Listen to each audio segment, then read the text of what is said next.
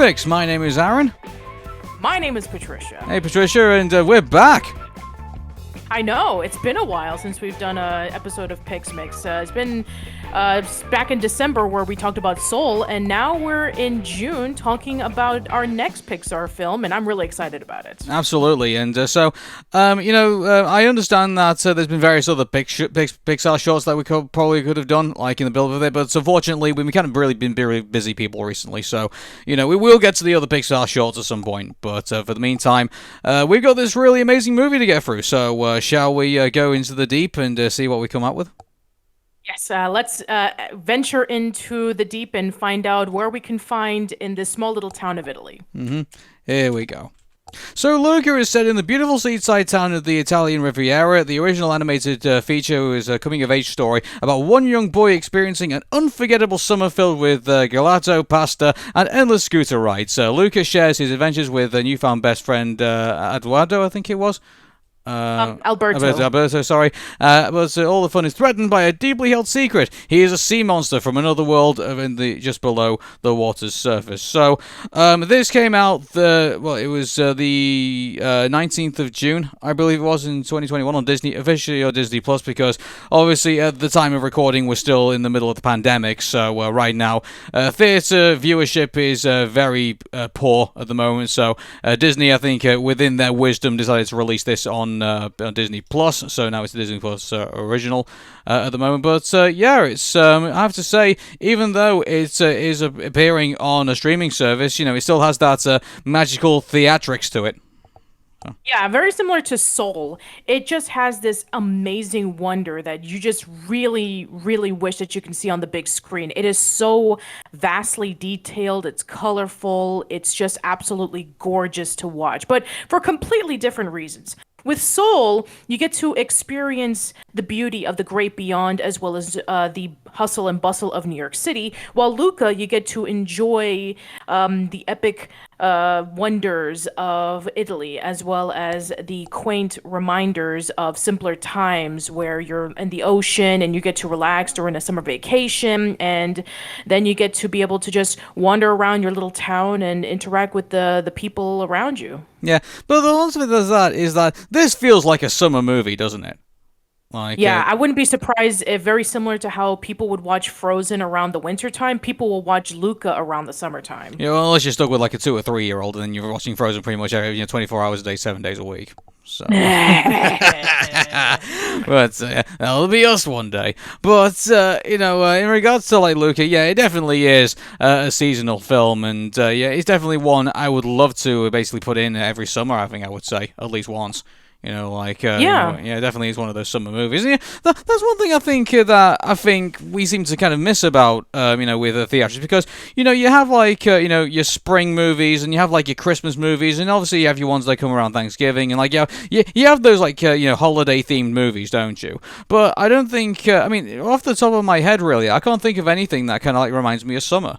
In a way, I can think of a few examples. Like you probably would imagine, like with those beach films, or maybe probably 500 Days of Summer, even though that's not really a summer film. It's just a person named Summer. Also, a movie that I watch every summer, and I've been doing so for almost 25 years, is Tiny Toon Adventures: How I Spent My Summer Vacation, where you get to see the characters and their experiences with summer vacation. So, we have seen our fair share of summer movies, but I don't really recall recent movies where a kid can be able to watch and relax and enjoy a bunch of people enjoying their summer vacation. Mm-hmm.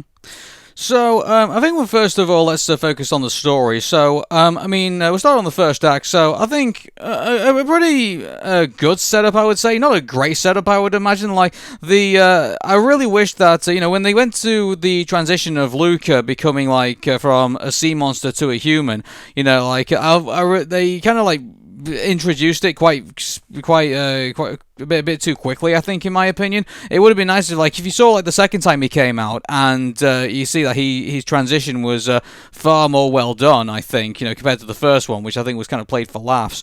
I just think, I didn't really like that aspect of it, but, in regards to introduction of the characters, Luca, his parents, his grandmother, who's, like, in on everything that's going on, like, I like that whole introduction, like, how the dynamics of the family seem to be introduced in the first act, but in regards to like how we go from the plot from going from under the water to onto the land, I don't know. I think it could have been handled better, in my opinion.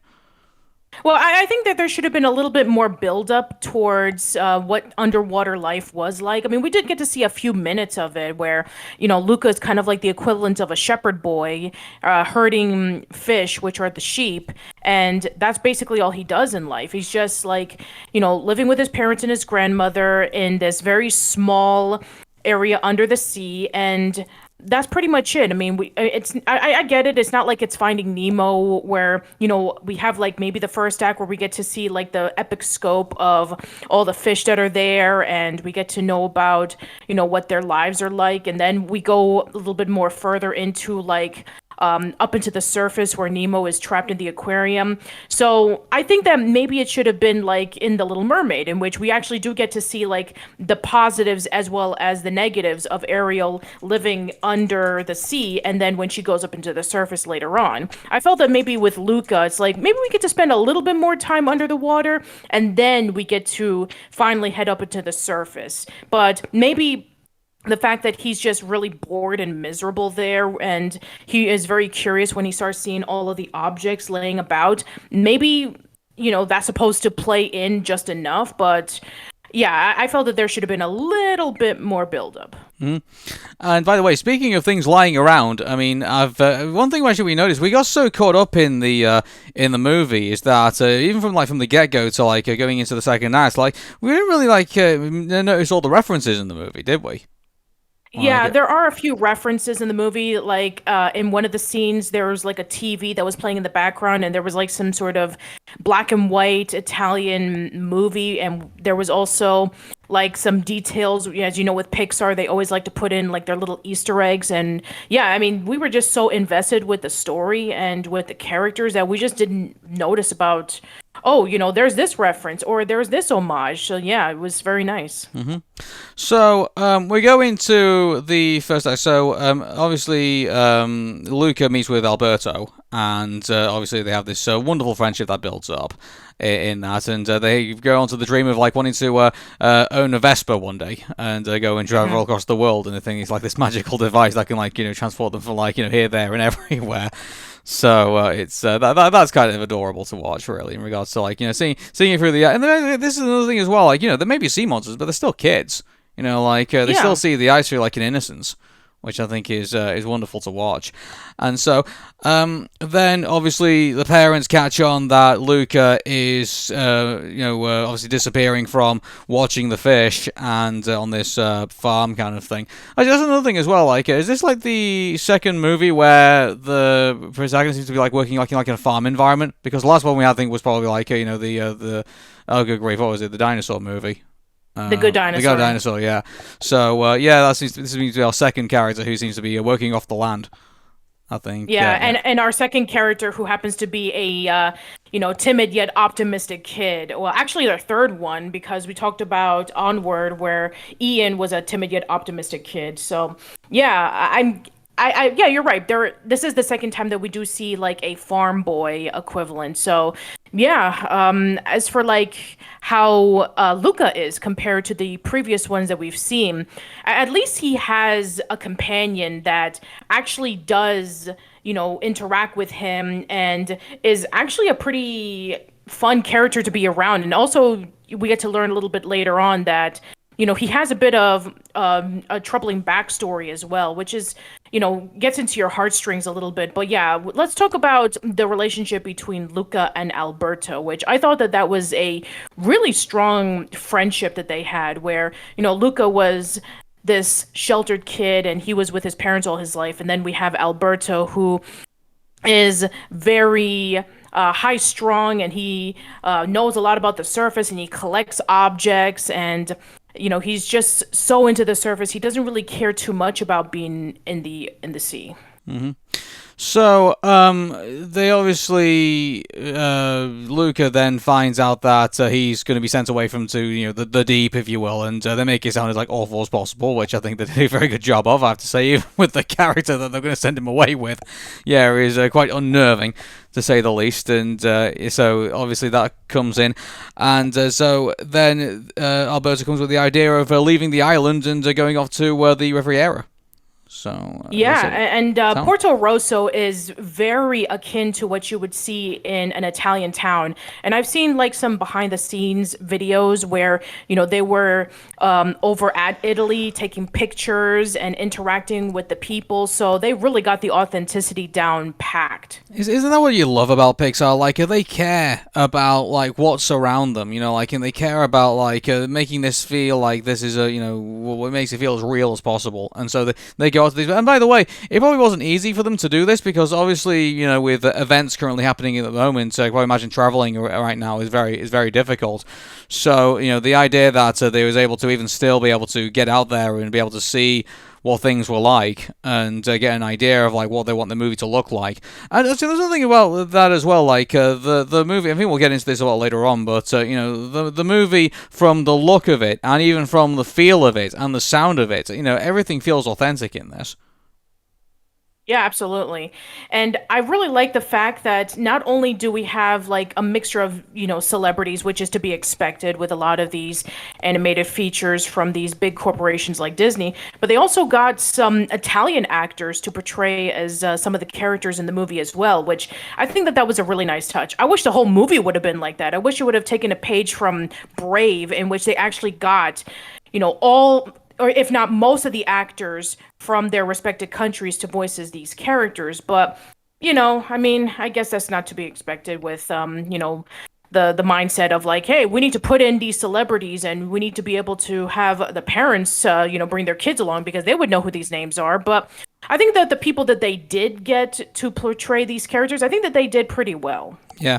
By the way, this is actually I would say the first time that Jacob Tremblay, who is our young voice actor at the age of 14, by the way, comes from Vancouver, British Columbia, gets to voice the main character in a role, and my goodness, he's come a very long way from the Smurfs too, and Donald Trump's The Art of the Deal, the movie. My goodness, he's come a long way.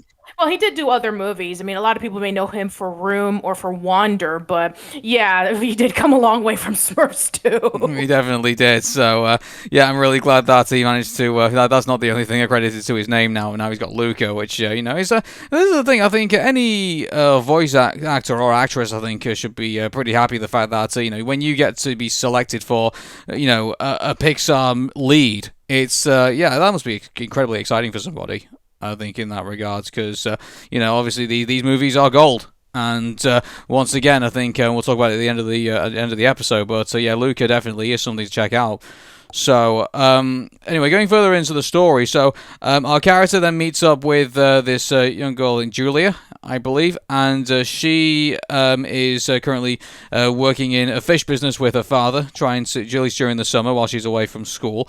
And then she wants, so she's kind of seen as like a bit of a loner and a bit of obviously a bit of a weird kid, and so you probably imagine, where two kids pretend, where these two sea monsters are being as kids is two weird people to ally up with. So they then meet who's our antagonist of the episode, and he is basically just this jock. He's basically jock. He's got the Vespa. He's basically got everything, and so the one thing that is that he has going for him in regards to that is that he's the constant carrier of the Portorosso Cup. And so it's Giulia wants to now dethrone our enemy in this, and so I don't know. What do you think of the whole dynamic between like the whole aspect of the race and our characters interacting in regards to that?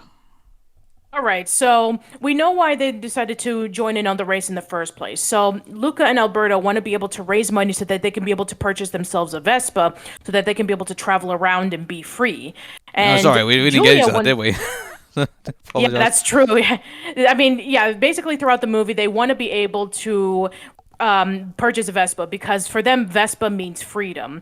It's actually pretty nice to see a Vespa again because the last time that I saw somebody with a Vespa was in Fully Cooley. So now I know that there's going to be two instances of media where people are going to be like, I want a Vespa, as opposed to like, I want an automobile, kind of like in Fast and Furious or something like that. But I might be yeah. wrong, but in Ratatouille, wasn't it like a Vespa that Skinner was like chasing Remy in?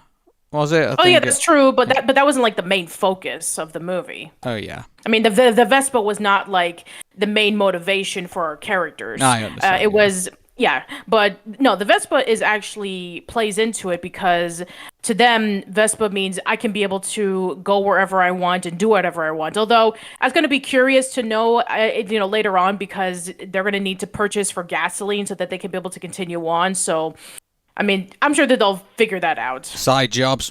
I probably imagine you're just doing side Yeah, jobs. probably. Yeah, Yeah. probably doing side jobs. Yeah. Mm-hmm. And then also with Julia, she wants to be able to participate in the race because she wants to win the race against our antagonist, which I cannot believe that we actually have a legit antagonist who is not a twist villain, who is not like, oh, I have a sad backstory and you need to feel bad for me. I'm the bad guy, but then I become good in the end. No, he becomes a bad guy throughout the entire movie and he has no redeeming moments whatsoever. So Ercole, who is this very cocky, overconfident teenager, young adult, I don't know. I mean, he claims that he has won the Portorosso Cup for 5 years in a row, and he claims to be 16, even though he's clearly not 16, because if that would have been the case, he would have been doing it since he was 11, so I digress. But yeah, I mean, he kind of like forces himself into everybody saying, you better love me, you better appreciate me, I'm the best, and he would even go to violence to get what he wants. And I'm like, wow, when was the last time that we've seen a character like this? Yeah, it's I don't know. There was a bit of it that was a bit unnerving. Like when you punched Alberto in the gut, it was like wow, and you'd never see that. I don't remember the last time we kind of saw that in a Pixar movie. I mean, yeah, obviously we have seen violence. I mean, obviously, but that's like amongst like toys and like monsters fighting or anything like that. I mean, not saying that those things haven't taken place. Also in The Incredibles as well, I guess we could say. But like I don't know, like the fact that this isn't like one of those movies you would expect something like that. I Yeah, think. exactly. Yeah, so when it comes at you, it really does make you. It does really affect you. So. Yeah, but even with Incredibles 2 that we talked about a while ago, they did have the twist villain at the end. Toy Story 4, we did have Gabby, and then, she turned out to be good in the end. Onward, there was really no antagonist other than, like, the dragon and maybe the fairies, but they were only there for, like, a few seconds. And then Soul, there wasn't really an antagonist, but there didn't really need to be one. So, yeah, I mean, Coco had, the twist villain. Cars 3, I guess oh my gosh, Cars 3 was like the last time that we actually had like a legit villain who was like bad throughout the entire movie. Holy crap. Yeah, but the less we talk about cars, the better, as far as I'm concerned. But, yeah, that's true. Yeah, that's just me. So but obviously he has to have conflict in this movie, and so obviously it seems to be going well. Also, by the way, Alberto seems to strike up an interesting friendship with Massimo, who is the Italian fisherman and Giulia's father, and so he gives an admiration for Alberto because obviously he's strong and like he knows the sea because obviously sea monster, but he doesn't know that. And I like their dynamic on the screen. I think. I don't know about you. I do like their dynamic as well because, he's supposed to be like a humble fisherman who's just trying to make ends meet. And, he's willing to take these two boys in who are complete strangers and was willing to take care of them and willing to teach them how to fish and feed them pasta. So, yeah, he's a good character. And also the fact that he has a missing arm and it turns out that he was born with it as opposed to like a tragic backstory where I mean, when he said, a sea monster ate it, I'm like, oh boy, here we go. He's going to have a prejudice on why he doesn't like sea monsters, but then he's like, nope, this is how I came into this world. And I'm like, okay, that's great. He was born with it. So, I mean, and I do know from what I've seen online, there are people who are, born without certain limbs. So it's like, that's great, Mm-hmm.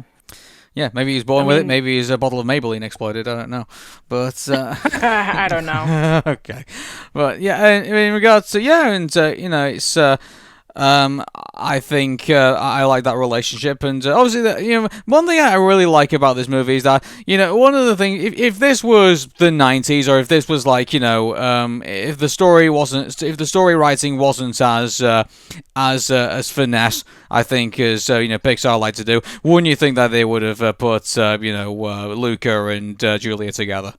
Do you think? But they didn't. They kept them as friends, which is sort of Yeah. refreshing in a way.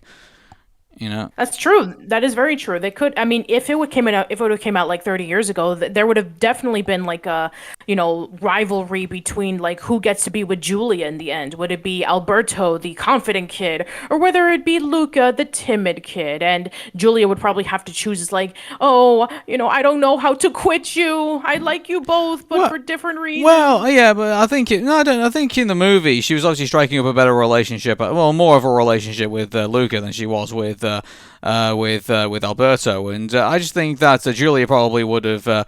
I would have thought that if it was somebody else, someone would have like shipped them together. I would have thought between Luca and Alberto would have like he would have.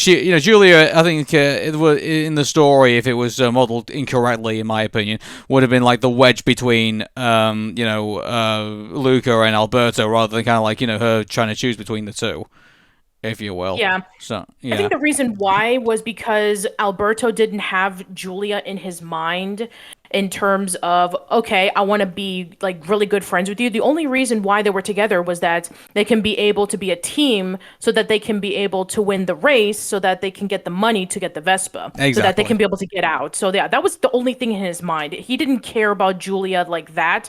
All he cared about was the race and all he cared about was getting the money so that they can buy the Vespa. Yeah, but And I'm as glad for that, Luca, I'm glad they didn't go in that direction. That's why basically I'm trying to stay out. So oh yeah, yeah. I'm glad too because it would have been pretty predictable. And I also like the fact that Luca was able to keep his curiosity with learning about the world around him. And I also do like that he has these imaginative segments where he dreams or he visions about what they're talking about, like with Alberto saying that stars are anchovies and the moon is a giant fish. And then they have this little dream sequence where, they have that moment where they're going up into the sky and you see anchovies and then a giant fish that is glowing. You can definitely tell that the same person who worked on La Luna, which is the Pixar short that was bundled with Brave, worked on this film.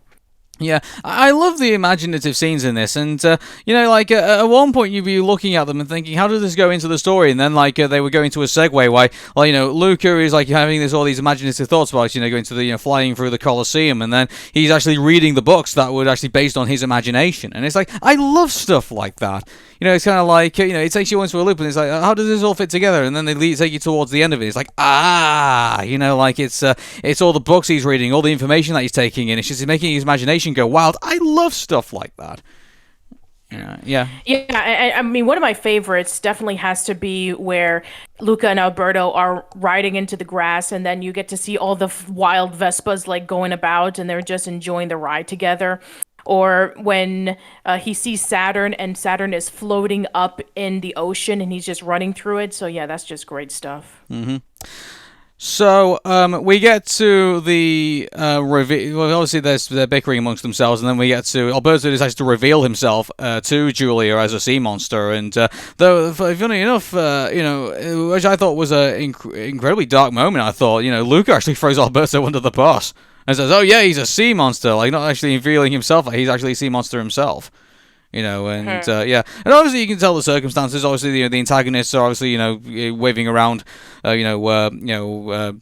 spears and things like that. So you can probably imagine maybe he was intimidated into doing it. He didn't feel brave enough to kind of reveal himself. But obviously Julia had to obviously reveal it out of him because obviously she suspected eventually as well. So. I mean, there were a few moments in which they were really close of being revealed, like when Luca was spitting water into Alberto when they find out that Julia's father was a fisherman and was hunting for the sea monsters. And then the cat is like looking throughout the film, just really suspicious, knowing their secret. And also the fact that also throughout the course of the movie, Luca's parents actually go up into the surface and they're looking for him. So there's also that to keep to keep an eye on for What sure. do you think of those segments? Like, you would have thought they would have got arrested at some point for keep throwing water at people. You would have imagined. I Yeah, basically like, it's like, oh, here's them, like, and by the way, it kind of flies in the face a little bit of like saying, the mother saying, oh, hey, this is, this the above the water is dangerous, and like, you'll get killed and stuff like that, and then they go just going around throwing water balloons at people. Like, it's like, talk about baiting the bear that you created, Like, I was basically like, at one point to be like, yeah, like they're, antagonizing all these people, like they're in the soccer game, she's like throwing them in like, fountains and things like that. I was expecting like there to be a scene where it's kind of like, here they are at the police station and having to answer for what they've done, Like, and they have like escaping prison or something like that. I was expecting that to come out. Like, yeah, it's like, where are the police in this place? Yeah, that's a good question. I mean, I can definitely tell that they have been to the surface at least maybe once or twice before, and because they were able to walk upright just fine. But then again, when they looked at each other, they were like scared. It's like, wow, they were able to pick up, walking so much quicker than Luca when he's just like flopping around like a fish. And then, they were able to just grab some clothes and just walk around, and then finally they decided, hey, the only way we can be able to find out who's our son is to, make him wet with water. And so then throughout the course of the movie, they got a water spray, they got water balloons, and then finally, they were like playing soccer, and then they just like, punted the kids into the fountain. I wouldn't be surprised like if they decided like hijack a fire truck and like start like spraying everyone with like water. Like I was expecting something like that to probably happen at some point. Yeah, at some point, yeah. And pretty quickly, Luca was able to find his parents, and then he tries to tell Alberto, my parents, they're here looking for me. And he's like, nah, they're not here. They wouldn't dare to come here because they'll think it's too dangerous. And he's like, no, they're here. But he doesn't listen to them. And so then throughout the course of the movie, we do get to see them going back and forth. And then finally, they find Luca, and he's riding his bike, and he tries to get away. And then finally, throughout the course of the race, we have them being impressed with Luca's speed and his bike. And then finally, they approach him and saying, you're really in trouble, but I'm proud of you. So, yeah, I mean, the parents do go through a little bit of an arc, kind of like King Triton with The Little Mermaid, in which, like, when he was yelling at Ariel for collecting human stuff, and then she ran away, and then he became regretful, and then he would do anything to get her back, and then eventually at the end, he changed her into a human. And this movie, well, we'll get to the ending in just a little bit, but it kind of goes into a similar beat. I'm sure a lot of people are going to be comparing this to The Little Mermaid when they see Luca. Yeah, the one thing I'm actually quite impressed with is like, couldn't you easily just like imagine them like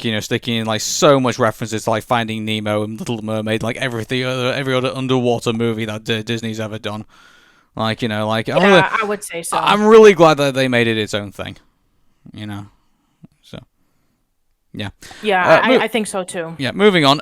So obviously we have the falling out amongst the friends, and obviously we have this whole thing. This is another thing that they do. Like, well, first of all, there's the continuity errors of like, the parents being able to come up and walk upright, and then like there's there's poor Luca who has to basically learn it all himself. I guess I don't know if it's the fact that they have been on the service at one point. At one point or another, I have no idea. But obviously the grandmother's obviously been there too many times. I think we can probably imagine. We're seeing how she acts. But I mean, moving away from that, I mean, obviously we have like that typical, the friends fall out, they go other ways, then we learn about them, and then they get back together at the end, for the finale and everything like that. So that's kind of standard, I think we could say, in this movie. But I guess that's one thing I think that Pixar are doing in this. Like, they have gone back to, I think, a couple of, like, they've done some really great work in building this whole world, but at the same time, they have gone back to, like, the standard villain, the standard, like, formula of, like, the friends get together, they go on this adventure, here comes this girl, they break up, there's angst, and then after that, they get back together for the finale to go win the race or, take on the villain or whatever, like when you strip away like all the elements of the movie, you do kind of like get a standard formula. Yeah, you do get a standard formula, but I think a lot of people really wanted a standard formula because we already got a heartbreaker with Soul. So it's nice for people to go back to basics with Luca. And I think that that works to its advantage because it's definitely a much more relaxing and much more calm and atmospheric film with a charming tale with two friends who are just trying to find their sense of freedom. And unfortunately, for some critics, they felt that Pixar was losing their touch. They felt like, oh, it's not as compelling or heartbreaking compared to previous films. They're losing their touch and all that kind of stuff. And I'm like, Really? no, they're not losing their touch. We talked about this a couple of times over the previous Pixar episodes, but as we mentioned before, John Lasseter is no longer involved with Pixar.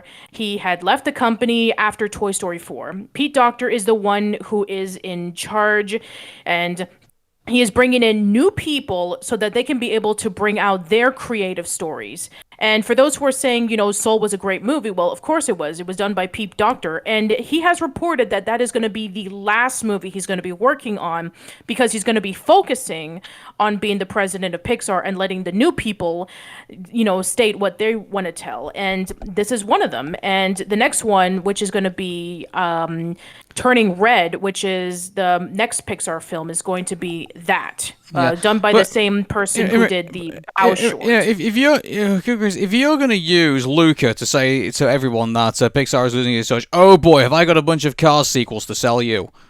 In regards to that commentary in itself is out of touch. From what I can see, from what I've read from critics, they seem to like this movie. It's on 89% at Rotten Tomatoes right now. Incredibles I think was only a couple of percentage points higher than that.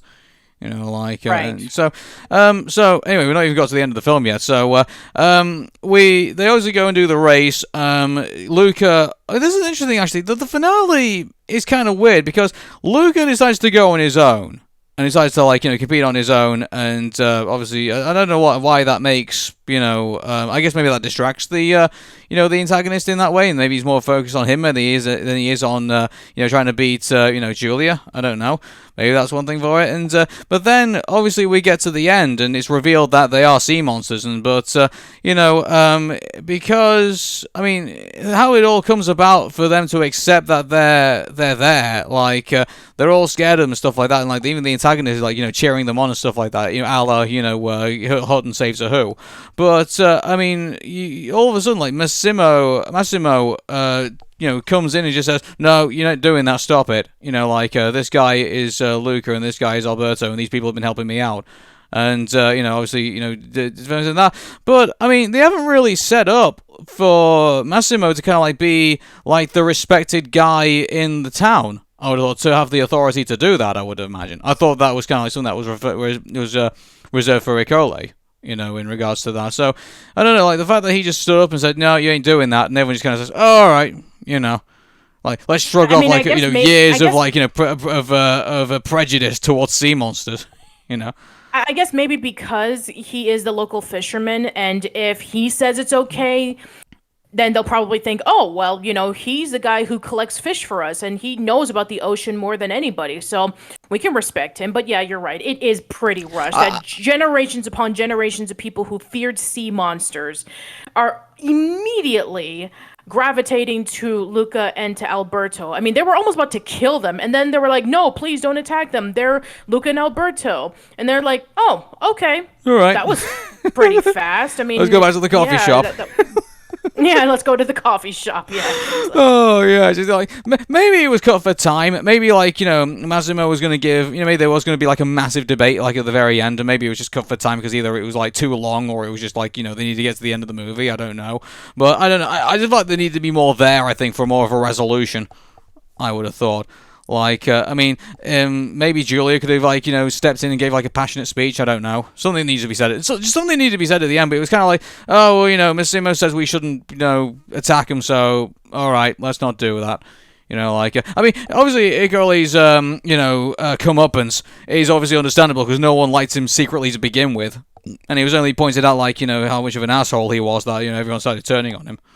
So yeah, that's very true. They just feared him and they were forced to like him. They didn't really like him in the beginning because he was just so cocky and just so mean and very cynical towards everybody. Mm-hmm. Yeah. So, okay, so basically that's the story. It has a great setup and it has a good middle, but the ending is kind of like, it could have been done better, I think. Mm.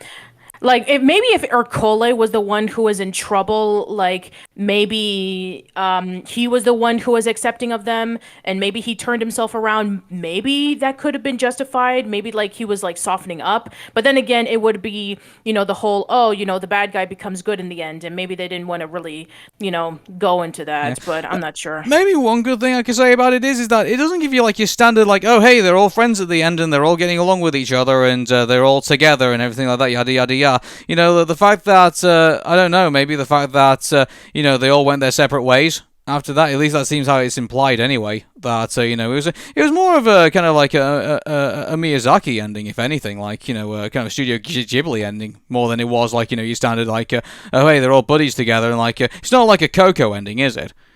No, it's not like a Coco ending. I mean, yeah, a Miyazaki ending would have been like, oh, everything is resolved pretty quickly, and then it just leaves off on an ending where it's just like seeing the beautiful scenery, and that was pretty much it. So yeah, it does kind of feel like a Studio Ghibli ending, akin to like Ponyo, in which like, oh, well, Ponyo's finally gonna go up into the surface, and she's gonna be with Sosuke for the rest of her life, and her father, who's been hating humans all this time, finally finds the one boy that will treat his daughter nicely. Okay.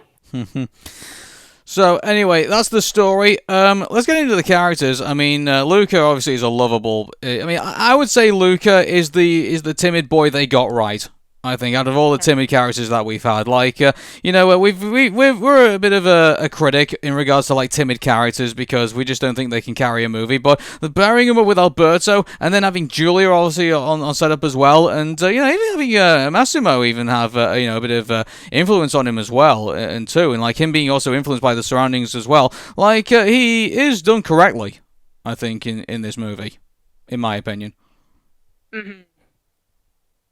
Yeah, and also he actually does have somebody that will cushion the blow of just being like, oh, he's timid, he's afraid, and so we're not really that invested. He has Alberto, he has Giulia, and that really just helps him out. And unlike Arlo, in which he just had Spot, and Spot didn't really talk, and it's like, oh, we're gonna have him for the majority of the movie. Great.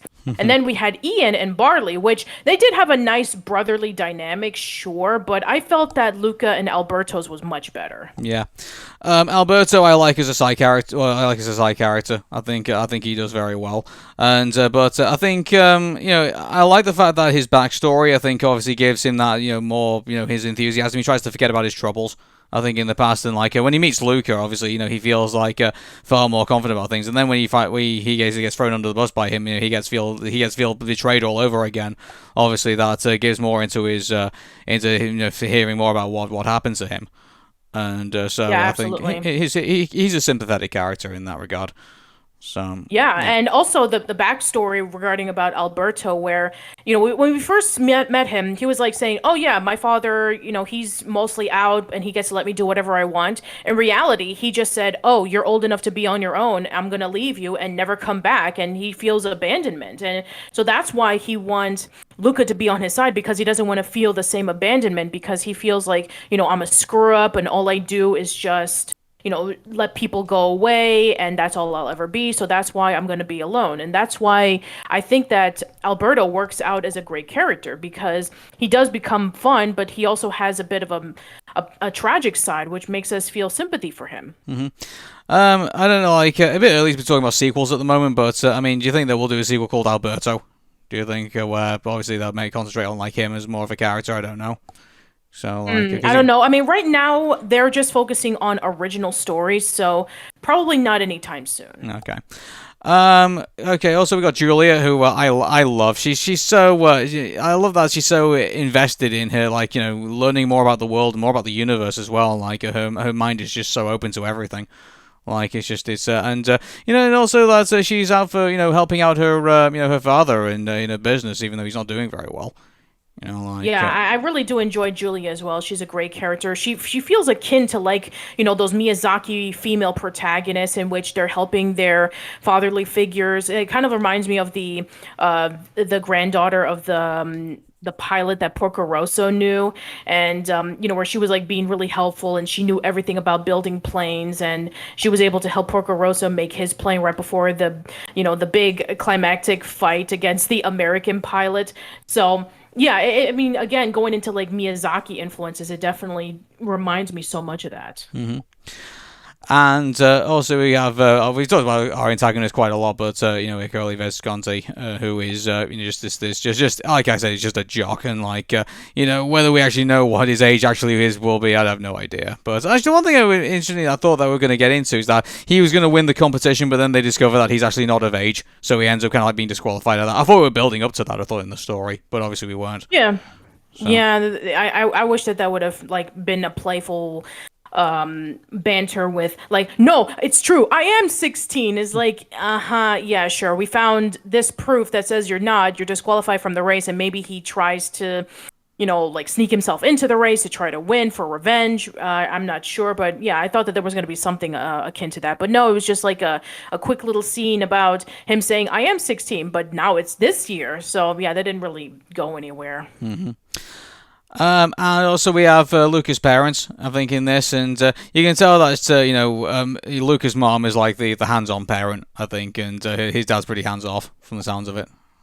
So. Yeah, pretty typical, the overprotective mother saying, I know what's best for you, and, I'm doing these decisions because I want to protect you, because I love you. So, yeah, it's pretty typical. And I'm glad that they did get somewhat of a, development of their characters when they were up in the surface and they were, trying to get Luca back. But I just wish that there was a little bit more to them, like a little bit more to the characters other than just, we need to find our son and we need to bring him back into the surface. Like maybe they would have appreciated the surface. Like, hey, the surface is not that bad after all. But no, we only get that like maybe towards the end, and that's pretty much it. And I was like, okay, that's another thing that I felt could have been built up a little bit more. It's also, Sandy Martin plays Grandma Pagaro in this, and which, the Grandma character actually is quite significant in this movie because, in small ways, but we only see her like once or twice, and then at the end of the movie, really. Like, yeah, I wish that maybe she would have been in the surface along with the parents so that they can be able to find Luca. It's like, I've been in this area before a long time ago, and I know this spot that this is where all the kids play. Or yeah, I wish that she would have played a bigger role in this because she claims that she's already been in the surface before, and she says I go there occasionally on the weekends or something like that when like toward the end where she's eating the pasta pretty casually. So it's like, yeah, why wasn't she in the movie more? I would have loved to have seen her more on it. Yeah, like it would have been funny if like she said, "Oh yeah, I'm dating a guy." Like but yeah. Also, also we got the Uncle Ergo character who's going to drag Luca to the big thief. Funnily enough, it's actually played by Sacha Baron Cohen. Oh, of course it is. Of course, a weird, kind of quirky character is played by Sacha Baron Cohen. I didn't even I didn't even think it was not going to be played by Sacha Baron Cohen. I mean, he's only in the movie for like a few minutes, but the moment that you see him talking about like, oh yes, where I'm from, it is dark and deep, and you get to chew on whale carcasses, it's like, yeah, that would be a character that Sacha Baron Cohen would play. Could have been worse. So could have been asking me to go to Kazakhstan. It's nice. Or we could have had another King Julian character. Maybe. So, but yeah, I mean, the characters I think in this movie, I like them. I don't think there's besides obviously the antagonist, I think there's not a character I would say I would hate in this movie. Like, yeah, I think all of them are fine. Yeah, I mean, all of them play really well, and all of them, they actually fit into the story, and they are, yeah, they're really good characters. Yeah, in the way that we talked about how the way that this movie looks, just the fact that you can tell they really went on a research trip to the Italian Riviera and just looked at everything and said, yeah, we need this in our movie. And it's so beautiful. Like, I love how I look how they make it feel so so local, so small, and so warm, and so like just a place you'd love to go on go on vacation to. Yeah, yeah. it's a great juxtaposition with New York City that we saw in the last movie, where it was like big and crowded and hustling, bustling, and it perfectly captures what New York City was. This perfectly captures what an Italian town is, Yeah. and they definitely did their research. It won't surprise me in future movies if, like, like a character started like saying, "Oh, hey, I've just been to on holiday to Italy," and I've been to, I've been to this place, like it won't surprise me if we get references in that, right? Like, oh, I went to Portorosso to go watch the triathlon and like hang out at the beach, go watch the fish, won't be surprised if we got that in the future in future stories, but Yeah. yeah. But anyway, one interesting thing that we all love in these Pixar movies is obviously the references, and I actually looked them up because we actually didn't see them like at the very beginning, but during the bike race, the Luxo ball makes an appearance. Oh, I thought that I was gonna be missing the Luxo ball. It's like I was just so concentrated on everything else, I didn't even notice that. So it's nice to see that the Luxo ball is back. Yeah, and I don't know if you noticed, Patricia, but Luca's ticket going over to Genova is A113. Of course it is. I mean, I wouldn't be surprised that there wasn't a reference to A113. Yeah, and also there's a certain particular modified Vesta, which is modified into the Pizza Planet truck. Ah, there we go. There's the Planet reference. Yeah, and also there is a reference to a vintage movie poster called 20,000 Leagues Under the Sea. Oh, that makes a lot of sense because there was the 60s version that was done by Disney. So, and also because, Italy and sea monsters. So, yeah, that is also a nice little reference. And also, as Alberto and Luca are trying to sneak onto the Portorosso by sea, they're spotted by their underwater forms by a woman on a boat, and the boat is called Eleanor, who, as we all know, is from Coco. Yeah, that is very true. So, yeah, nice touch. Yeah. This one's a pretty obvious one. Obviously, Pinocchio makes a reference in this movie. Yeah, I mean, it does make a lot of sense, both because it is based off of Italian book and also because of the Disney version. So, yeah. And finally, there is a Donald Duck stuffed toy in Giulia's room. Oh, okay. That's pretty cool. Did it tell you about the reference of what that movie was? I'm actually curious about what that black and white movie was that the old lady was falling asleep towards when we saw. I actually don't. I mean, I don't really see where it is. Let me just. Oh, those are. Sorry, I'm just looking at the Wikipedia page, and those are literal references. The Wikipedia page. Oh, I take things far too literally. I don't see, like, I know there's the Italian songs. There's a list of all the Italian songs. If you want to look on Wikipedia, you can actually see them on there. I mean, in regards to like the what was on the screen, I actually can't see what that was. But I'm sure it's there somewhere. There is a reference to Federico Fellini in this. There's a poster for that, and also there's a nod to Miyazaki as well, like we mentioned at the very end of the film. So yeah. Yeah. So it's been confirmed that Miyazaki was definitely an influence on this. Yeah, definitely was. So yeah. But anyway, we've been through the movie, so I think it's now time to score it. I would say it's a very strong movie. I think I would say it's very warm and very summery, I have to say. I think it's right for the season, so great release date, really great characters, really great setup. The story could be better, but I think I would be angering a lot of people if I didn't give it at least an 8. So I'd say an 8 is a good one. Yeah, I would say an 8. That's definitely a fair score, considering that we did love a lot of the things about this movie. We like the characters, the animation's great, the atmosphere is wonderful. It definitely gives you that summertime aesthetic. Yeah, I think that the one thing that could have made this movie a little bit better is if they definitely focused more on the story, like maybe a little bit more backstory with some of the characters, and the ending could have been tweaked a little bit. But other than that, I thought this was a very solid movie. Yeah. Okay then, everybody, so that ends another episode of PixMix. So I believe the next movie that we'll be focusing on, what is it again? Like, I think Running Red. Oh, Running Red.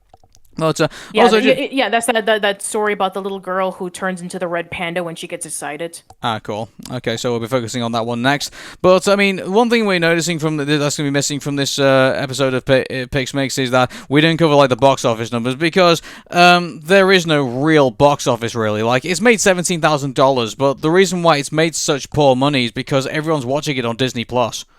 Like, that's where the eyeballs are, people. And that's where we'll be until obviously things start getting better around here.